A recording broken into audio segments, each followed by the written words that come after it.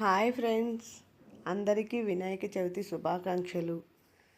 వినాయక చవితిని అందరూ బాగా సెలబ్రేట్ చేసుకున్నారు అనుకుంటాను. ఈరోజు చాలా వరకు అందరూ నిమజ్జనాలు చేస్తున్నారు. కొంతమంది 9 రోజులకు నిమజ్జనం చేస్తారు. కొంతమంది ఫస్ట్ డే లేదా థర్డ్ డే, ఫిఫ్త్ డే అలా సౌకర్యం బట్టి. మేము ఫ్రైడే వస్తుందని ఇవాళే నిమజ్జనం చేసేసాము. ఏమైనా గణపతి పూజ అనగానే అందరిలో అదొక టైప్ ఆఫ్ వైబ్రేషన్స్ వస్తాయి.